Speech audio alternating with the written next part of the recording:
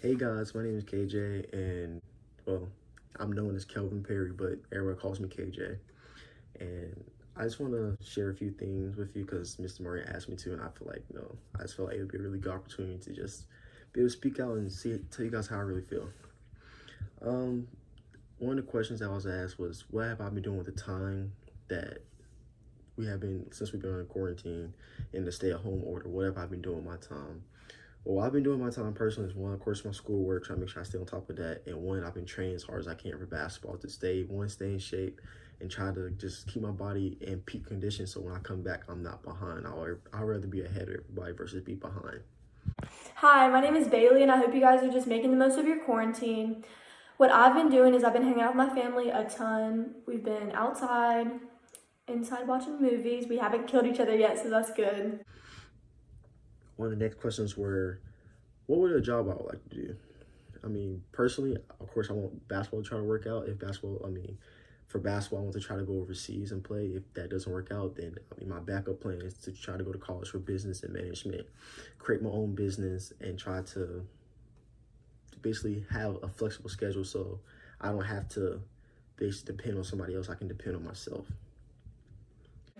A future career that I'm actually going to pursue is nursing. And what really just sparked my interest was like growing up, people would tell me, and I wouldn't really think twice about it because I'm like, that's so far in the future. Don't really need to think about it. But junior year, I took anatomy class with Miss Linker, and she just really sparked my interest and just guided me. And she actually helped me find the college that I'm attending in the fall, Cabarrus College of Health Sciences. So thank you, Miss Linker. Also, I wanted to play college soccer, and the coaches and the teams that I visited were amazing, but they would tell me like it's almost impossible to be a nurse and play soccer. So I really had to choose, and I depended on God in that time, and he really showed me that like nursing was more important for my life, so I chose nursing. It was a hard decision, but God really showed me, and it made it way easier. The next question that I was asked was, how long have I been a Christian, and basically my salvation story. I've been a Christian ever since I can really think, ever since I could probably walk. My mom, she's a pastor, and I was always basically in the pulpit with her, just always trying to like learn and try to be around her because I thought it was cool. But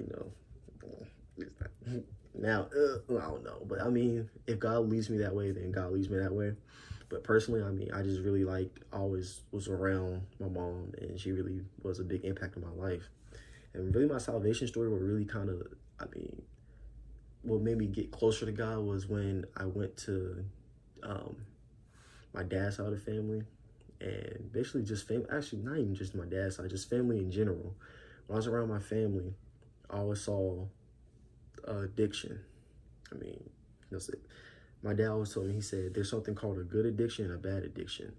And he said most of our family had bad addictions, which could be drinking, smoking, and just that ruined their lives. And he said, and my dad always asked me, he said, what is going to be your addiction?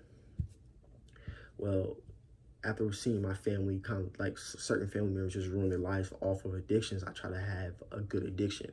And I feel like my good addiction is basketball, to keep me out of trouble, keep my mind steady, keep my mind focused, so I don't have to focus on other people and focus on trying to be peer pressure and stuff like that. I don't have to have those troubles.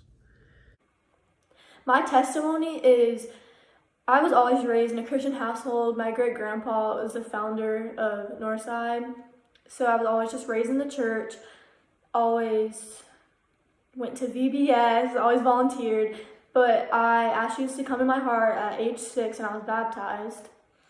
In high school, I kind of fell off. Like my freshman year, I wasn't praying, I wasn't in my Bible like I should. Like I would pray like once a week and read my Bible like once a month. Like I was not where I should have been.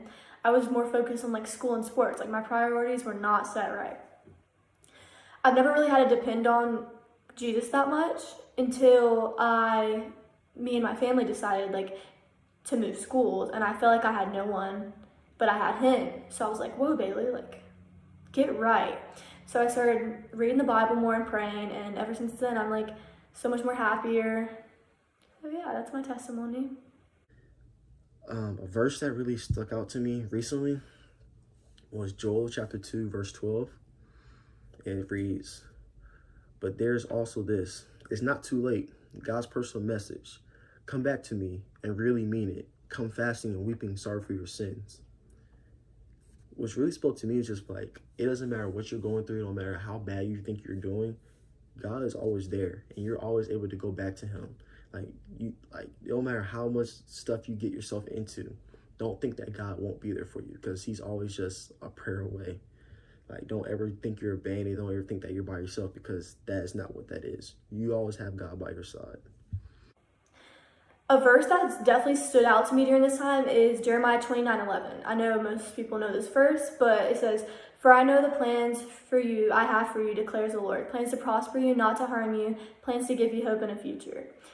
Why this stands out so much is because we're not sure what this future holds of like the coronavirus and everything going on. Like, we're not sure how long this is gonna last, but it's very important to know that like our Creator and the one that we believe in, he knows when all this is going to be over. So it's important for us to just trust him. I know it's easier said than done, but yeah. And the last question was a short message to students. A short message I would just like to say is, class of 2020, I really feel your pain, because when I was supposed to be a senior, but I reclassed to class of 2021, so I really would have felt your pain if I didn't reclass. But I just like to say that I'm really sorry for what happened. I really apologize. I hope that like you'll be able to have at least, once all this hopefully clears up and it gets better, that you'll be able to at least have some type of prom, have some type of graduation, so you don't have to just live with like not doing anything. And I just really pray that everybody's doing well, and I hope everybody has a blessed day. Thank you. A message I would give to the student body is just like, keep your heads up, guys. Like, I know this is a really hard situation, but just like remember that all the good memories we've had this year, like think about it. We were a really close student body, and I wouldn't change any of y'all for anything. Like, I love you guys. So we're all in this together. High School Musical music starting out. But yeah, I love you guys, and just keep your head up and trust in Jesus.